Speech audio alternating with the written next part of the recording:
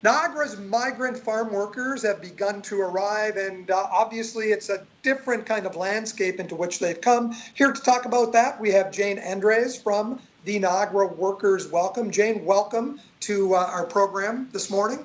Hi, Mike. Glad to be here. Jane, the arrivals are coming a little bit more slowly this year, a little bit later, and obviously we're relieved that the migrant farm workers have been approved to come.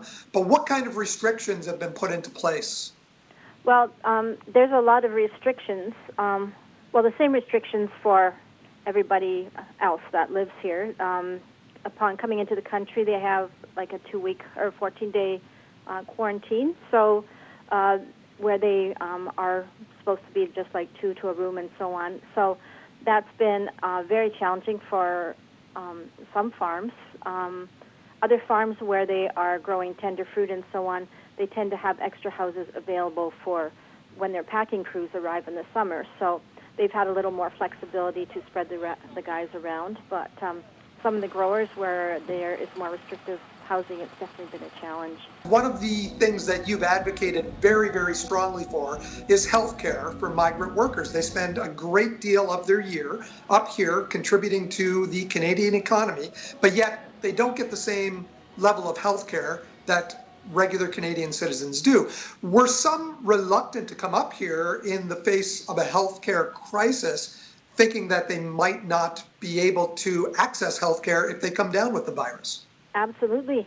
Yep, we're getting calls. I've been getting calls from a number of men, as well as other people that they've got to know through church and so on, saying, "Should we be coming up? What's our protection?" And one thing that has really been a determining factor with some of them choosing not to come up is hearing that they have to sign a waiver. This is the first year where they do not have a contract to sign, which would at least allow for some protections. There's no contract provided this year. They are all being given a waiver to sign instead that releases the government of any responsibility if they get sick up here. So not only do they not have a contract, but they're having to sign this waiver, and which they are just being given before they leave. So a lot of them don't even have a chance to read it. They're just told to sign on the dotted line, get on the plane, and up they come. And so, so there is a lot of fear.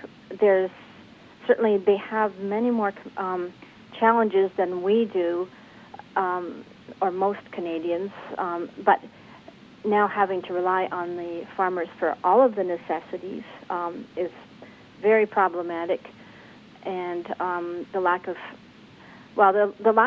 clear communication with the employer. They're being given very different instructions or information when they arrive. Some guys are told they're not going to get paid. Other guys are told they're going to get paid, but they have to pay for their groceries.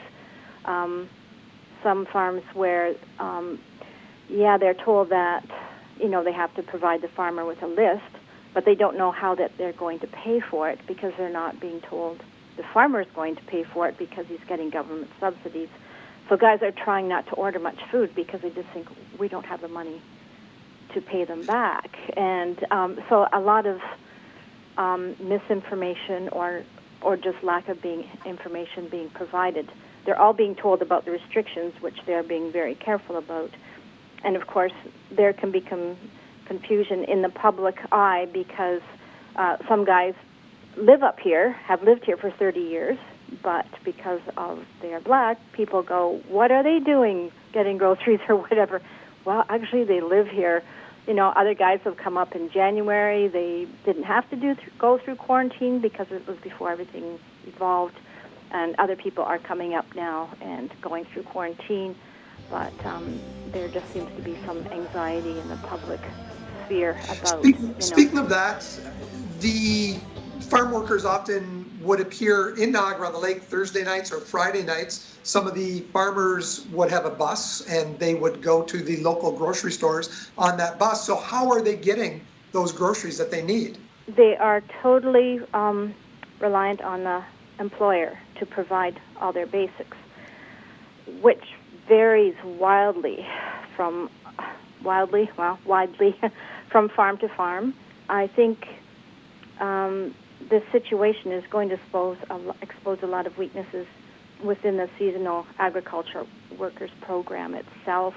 It's going to expose weaknesses in our food distribution system, and I'm hoping that because things are being pushed kind of to the limit and other things are going to be exposed, this will also be a good time to have to revamp the program, look to see where our labor is coming from, look at the changes that need to be made there. Yes, and to deal with the racism that's built right into the program, and that does not allow for protection for many of the situations that us Canadians would take for granted.